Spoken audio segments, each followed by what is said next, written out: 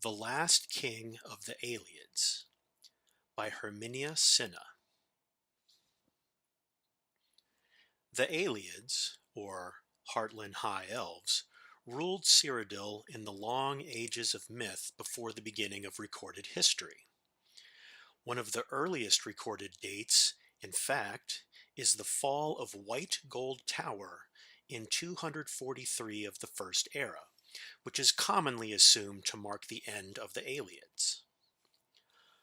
Although Ayleid rule over all of Cyrodiil was indeed broken in 243 of the First Era, this was only one of the most obvious stages near the end of a long decline. The first 2 centuries of the First Era saw increasing strife between the great Ayleid lords of Cyrodiil. Alessia appears to have taken advantage of a period of civil war to launch her uprising. Imperial historians have traditionally attributed her victory to intervention from Skyrim, but it appears that she had at least as much help from rebel Ayleid lords during the siege of White Gold Tower.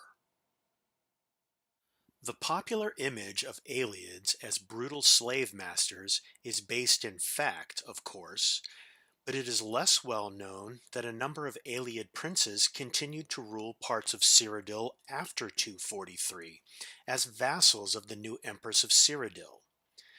This suggests that either Ayleid rule was not universally detested, or that Alessia and her successors were more pragmatic than is traditionally believed, or perhaps some of both.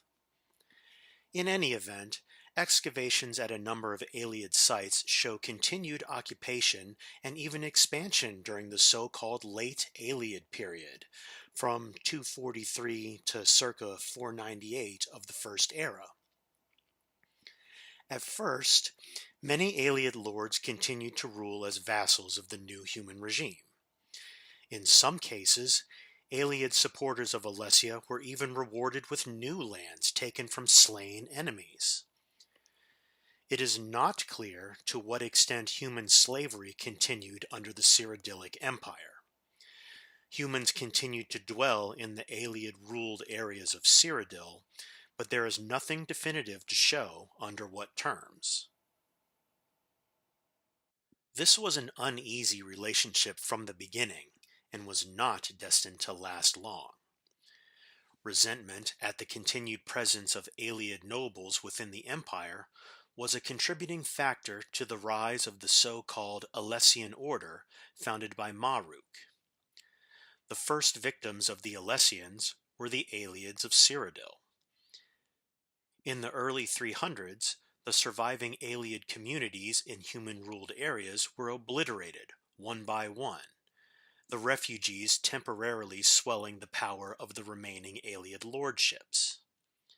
Then, in 361, the Alessians gained control of the empire and enforced the Alessian doctrines throughout its domain. The Ayleid lordships were abolished.